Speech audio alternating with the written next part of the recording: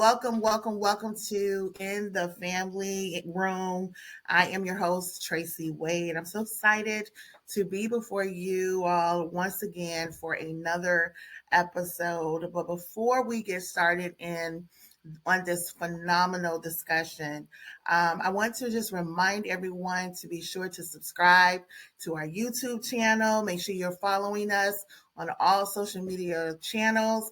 I am Traci Wade in the Family Room on our YouTube channel. We are so excited about just what God is doing with this podcast, and we are elated to connect with all of our followers, those that have been tuning in. From the bottom of our hearts, we say thank you, thank you, thank you.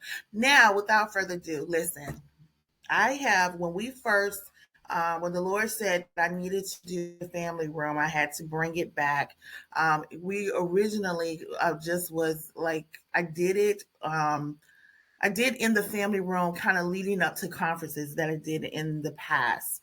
And so when he gave me the go to do this podcast, one of the first discussions that I knew I wanted to tackle was raising Black boys. And the two individuals that are before you all today were the only ones that were in my back pocket. So I have been anxiously, I would say probably 2 years, waiting to have this conversation. So without further ado, I am going to go ahead and introduce them. First and foremost, we have Tarcia Smith and we have Jasmine Juarez. Ladies, welcome to the family room. Hi. Hello. I'm so excited to have both of you guys on. Tarcia, we go back, whew, we go back like 20 some years. Long time. Long time. Because our kids are long old. time. Our kids are old. That's what I say. It's not us. It's not us. We're seasoning just fine. Just fine. But just fine. Our two eldest sons are best friends, and so we started off on play dates together with our sons. And Jazz, you are part of my family, and I admire both of you all so much. And we have something in common. We are all, well, some of us are still raising, but we have raised Black sons. And I want to just first and foremost give you both an opportunity just to share a little bit about yourself, just to give the audience an idea of your background and your family. And we're going to just go from there and dive in. Tarcia, I'm going to start with you. Oh. Well, hello. Again, I am Tarcia Smith. I am the host of the Adoption Journey podcast. I am a mother of 4 kids, but of the 4, I have 3 boys. And I don't know what else. What else? Are you still doing Zumba? No. No. I know. Because I did that for 10 years, but no. I don't know, because my husband would kill me if I don't say this. I do the t-shirts. I make the t-shirts. I do the mugs. I do the tumblers. I do candles, all the things. Yes. Oh, nice. Yes. So it's TarciaReneeCollection.com. Okay. So yeah, let me say that because my husband will kill me. Like, why didn't you? So there, that's all. You better drop that plug. I love it. So yes, I actually have one of those. You do, and I love it. Thank you. I love it. Okay, Jazz, go ahead, girl. Okay. Well, I am Jazz. Let's see. I am a mom of 4. I have 3 boys, 1 girl. I am uh, I am raising a blended family, and so blended in every sense of the word. So I have biological children, adopted children. We are just all one big family, and that's what I really try to instill in them. Blood could not make us any more family than we are. So that's just what we ride with in this household. Um, Also, I guess what else? I'm a military brat. I was born in Georgia, raised all up and down the United States and beyond. And I now live in Florida, and life is good. I love it. I love it. Your story. I remember when you first shared your story, and I was immediate. I was like, "You got to meet Tarcia because she's You doing did. talking about adoption." And before I knew it, you guys were recording, and I just love it. I love when God just brings the thing together. And so, let's go ahead and just dive into this conversation. Let me just ask you guys: did you imagine? I mean, I know you both have daughters, but did you imagine that you would have so many sons? It well, like when you were growing up. I know for me that was not what I had in my mind at all. That I would end up with four sons, and so I just want to know your thoughts on that. Actually, yes. And you remember those senior books we had back in the day? Unfortunately, mine got Yeah, lost in a move, but I actually wrote down in that book two sons. I sure did.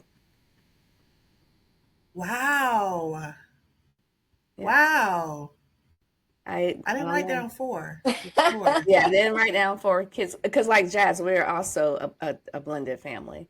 But yeah, I Yep. had wrote down two sons, and I have three sons and the daughter.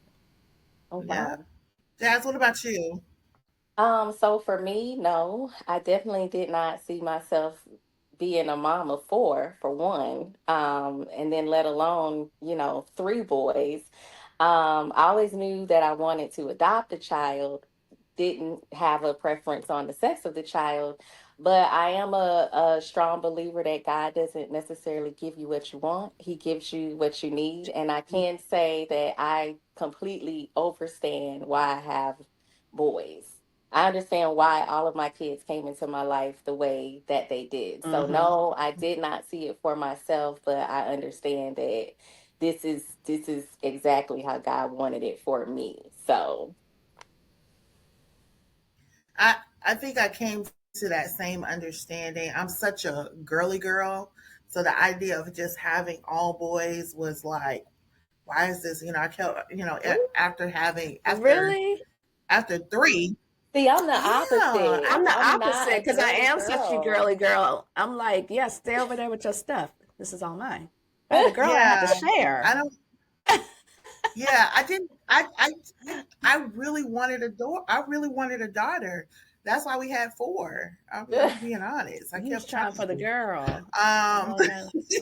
yeah, and it was just my best friend, who is no longer with us, but she was an ultrasound she was an ultrasound technician, so she would bring me in to scan the baby, and she would be the one that kind of tell me the sex of the baby by the time I was pregnant with my second, all the way to my fourth, and she would fall out laughing. And I knew then it was another boy. I was like, I can't win. I can't win. But I will say that looking back and just kind of looking back on my life, I believe that I was built to raise sons. I understand that that was God's purpose, and that was His plan, and I was built for it. And just like there are moms that are built to raise all daughters, there are some others that are built to raise 10 children. I just wasn't one of them. So, but Me either. it was definitely not something I thought would be my life when I was, before I started having children.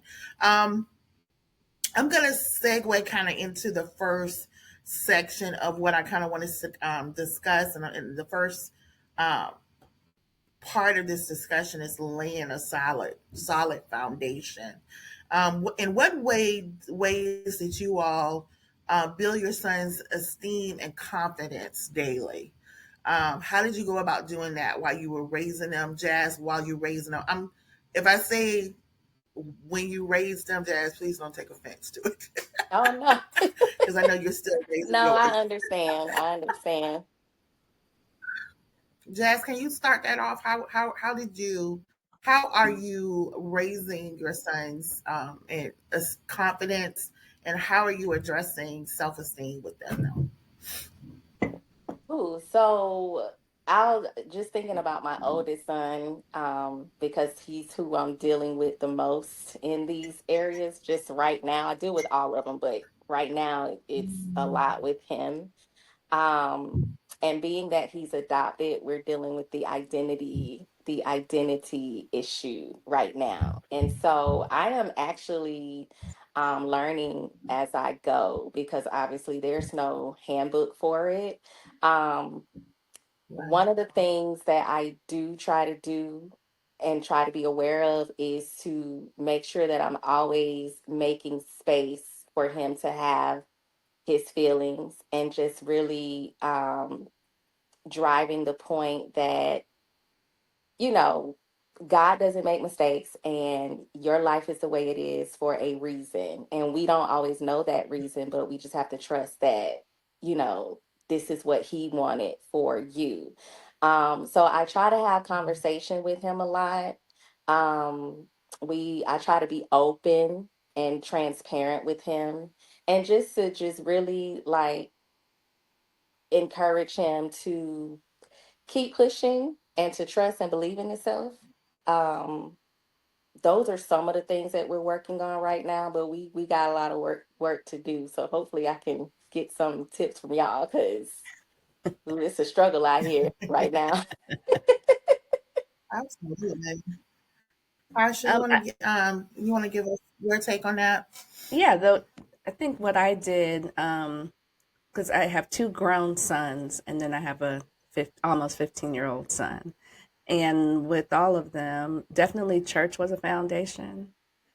And as far as building esteem, I just recall and still do just encouraging them and pushing them in whatever they showed an interest in.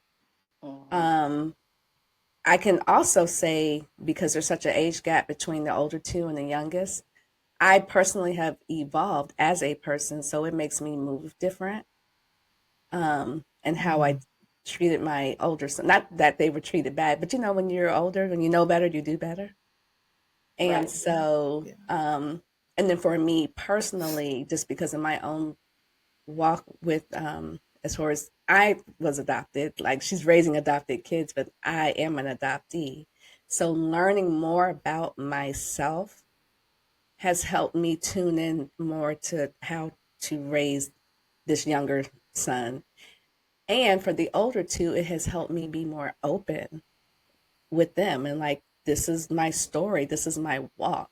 I think we come from a generation of parents that didn't necessarily do that because it wouldn't, as they would be Yeah. like, it was none of our business.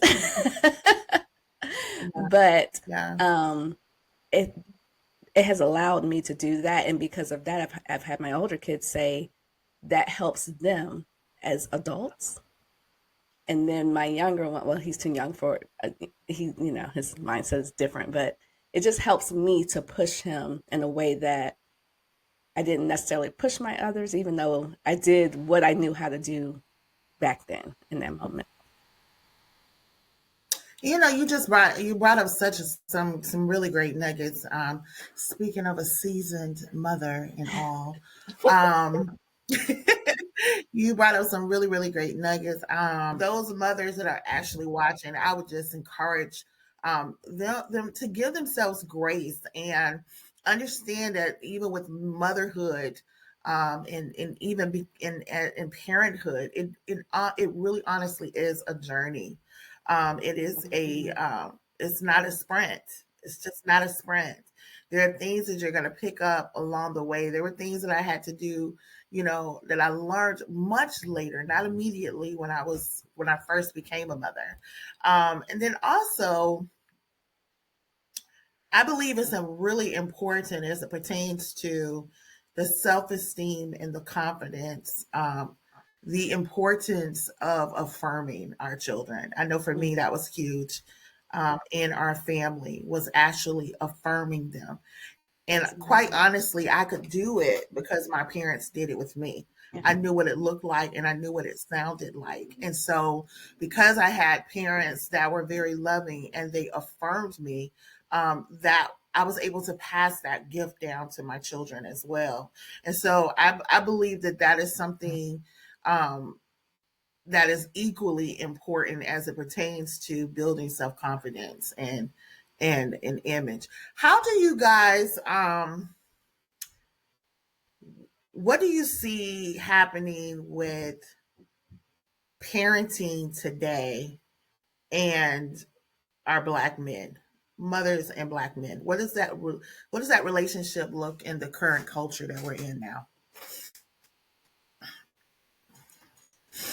Ooh, I guess my experience is it looks like a lot of coddling sometimes, not Mm, necessarily and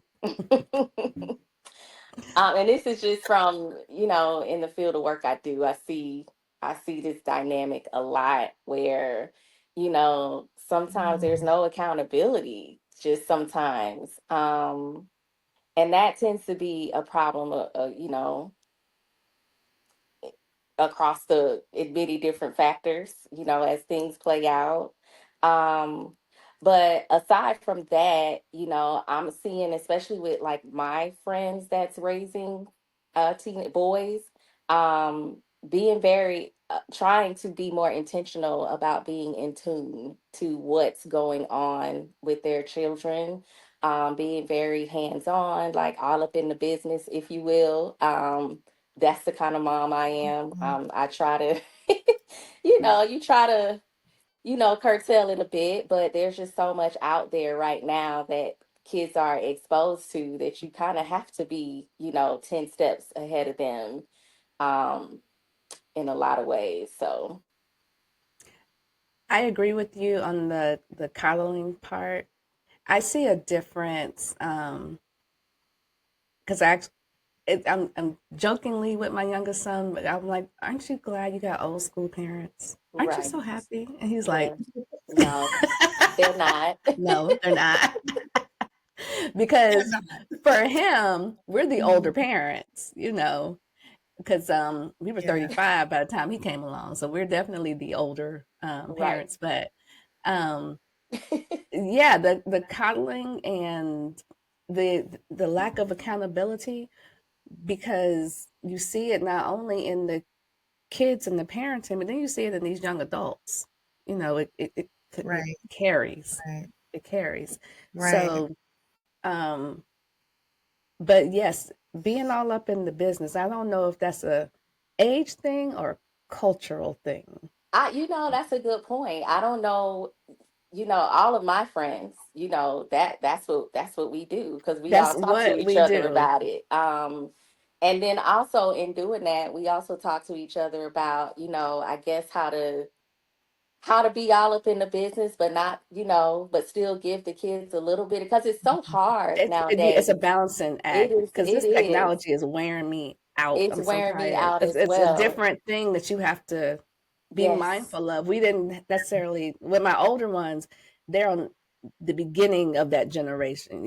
By the Hmm. Yes, time, yeah, yeah, they weren't in mine it like too. Mine, this. Yeah. Yeah. And Yeah. so, but now, yeah, like you said, Jazz, they are just exposed to so much, but you still have to do a balancing act, and especially as they begin to get older, because I want you to know how to act when you leave up Hmm. out of here. And the only way Yeah. you're going to know that is if I kind of, And let then you I make don't those want you to feel like you have to hide things. I right. don't want you to feel like you can't come to me because I'm gonna be tripping or whatever. I might trip a So little bit, but let yeah, I let me mean, have of it. course, I wouldn't be mom if I didn't trip, right? Right. But still, like wanting to have that balance because it's just different now. It's real The different now. technology, I Yeah. maybe I don't know, it's different though. yeah. It is very different. In my I'm with Tarsha. My children were coming into that when we were raising. I mean, I see stuff now, and I just be like, almost there's a sadness that I feel at times, but then I'm like, Lord, I'm just thank you. I ain't got to deal with this because My dad said the this is a same lot. thing. It's a It's a lot. lot. I don't That's know about why when people So, are like, "Aren't you so sad that your baby's going to high school?" No, we are tired. yeah, we're tired. Right, Facts. right, Facts. right, right. Facts. So, still discussing, kind of laying a solid foundation. How have you all taught your sons to embrace their Black identity, and how important has that been? How has that looked in your household I in have regards to their Black identity? let me tell you what I did. This was hilarious to me. I started wearing natural hair when my youngest was about 7. So, just at that age where he's really starting to remember. I didn't know Mm-hmm. that I was doing a thing, and not purposely. The first time I straightened my hair, which was like, I don't know, I was probably like 5 years into. So he had really never seen my hair straightened, at least not in his memory. That little boy said, "Mama, that's for white girls. What you?" Ooh, Ooh, He said, "Black ooh. girls supposed to have natural hair." And I was like, "Oh Lord, what what have I done? have I done?" He literally said that to me. I said, "Well, let me wash my Ooh. hair because apparently this is not the thing." Wow. That's And funny so, you say that because same thing with my sons. Like, well, I do hair too. So, it's not nothing new for me to change my hair. And I can wear my hair every kind of natural way and it's fine. But let me do something straight or something to the contrary of what they consider natural and they definitely notice it and they definitely make commentary about it, so much so to the point where my 15-year-old is just, he'll tell you I like girls with natural hair, like that's what he likes. it's like, And how do that, we? anything beyond like the wigs and the weaves, he is like he wants no part The of only it. thing that I can do that he really he likes it when I do braid my hair, the Yeah. braids. He does like that, but that I Mm-hmm. don't. I said, "Oh, okay, I did that." Yeah. Oh, So I guess that's a wow. part of embracing the blackness because Yeah. Yeah. Never even thought about it, That but yeah. definitely is. Yeah, that definitely is. We grew up in like when we were growing up, Black excellence to us was the Cosby Show, sure, a different world. yeah, That's pretty much all we had. And so, what are we doing in our homes? I will say that I didn't do the best in that area. I don't feel that I did. Um, my children when they left high school, like when they were in high school and we were looking at colleges, they absolutely wanted nothing to do with an HBCU. I was like, did I fail them? Just a real like I like did I fail them? And I remember I took my youngest to the classic one year, and for those of that are not familiar, we HBCUs have these classics, and so we have one in Florida. All of us are from Florida, and Florida A&M yeah, between Wildcats. HBCU. Hey, Rattlers. And so I took my youngest son, and we were in the VIP area, so he had food. We had And like he was uninterested and he was so unbothered, wasn't he? he He was was so ready to go. uninterested. He was Oh no. so I had uninterested. that I same said, "Oh experience with my my baby. God, did I fail them?" I think it's something about them not being exposed the way we were. And I can't quite, Mm, I don't know what that is because, I attended an HBCU, his father attended an HBCU, but maybe we are failing because we haven't been, like, we went to the classic last year. I took Bryce for the first time last year, and he was like, okay, mm, this is cool. I'm an AKA, so he's exposed to that, that's cool. I know what they all are. I know the colors. I know what it's about. Right. That's cool, Mom. Yeah, so it's so funny to hear you all, say that because I did not go to an HBCU. I wasn't raised in the, environment of going to an HBCU. I was raised like you go to college. So there was that level of excellence in terms of bettering yourself and excelling. But in terms of like the push toward an HBCU, I just didn't have that part growing Mm-hmm. up. However, as I've grown, I understand, or I'm sorry, I guess there's been like a level of importance for me personally that I want my children to go to HBCU. So, I would love to have all four of my kids go to HBCUs, and that's what I push. Why? Because I didn't go to an HBCU, but I have friends who went, and I've been to so many different HBCU homecomings. And, Nothing like it. I just did not have it, is nothing like it. And I just didn't have that camaraderie, that Yeah. community. There's just something about it. And I also feel like the times that we're living in right now makes it that much more important for us to expose and teach our children how important it is, number one, to know our history because it is being erased across so many facets and platforms. And then also to understand the importance of knowing our history and striving for, excellence in that. And so one of the things I do in my household, Trace, if you ever been to my house, it's blackety black, black, black. That's what people come in and that it's some out ever since I was little, one of the things I said is when I get a house, when I get my house, when people walk in, I want them to know that black people live there. And I think I got that from watching the Cosby Show because they had the All the paintings, art. they Yeah. had the art, they had the records, like the jazz music, and then all of those things are part of my household. We have a mural, not a mural, but what is it? It's a gallery wall. And so on that wall, it's just full of black art, like historical figures, like anything black. And so when my children are home, that's what they see. That's what they're surrounded by. That's what they're influenced by in the home. And so, um, I don't even know if that's the right thing to do. I don't know. But that's what I'm doing. And Yeah. I'm praying that somehow, some way, my four kids will be the first generation in my family to go to HBCUs because I didn't go.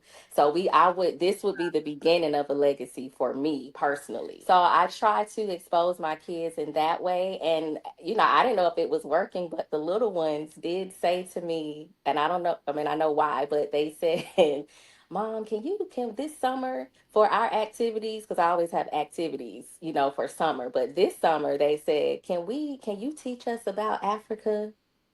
So I'm like, oh, well, of course I can. So, I That stayed up late one night, put together a girl, you whole finna make thing. me do something So, different immediately so with this 15-year-old. listen, we're excited about it. But again, I don't know if that's the right thing, that's I just what love I'm that. doing. So, Yeah. time will tell. I don't know what we've been doing over here. Right. Uh, Yeah. Well, y'all know I'm a Actually, little extra.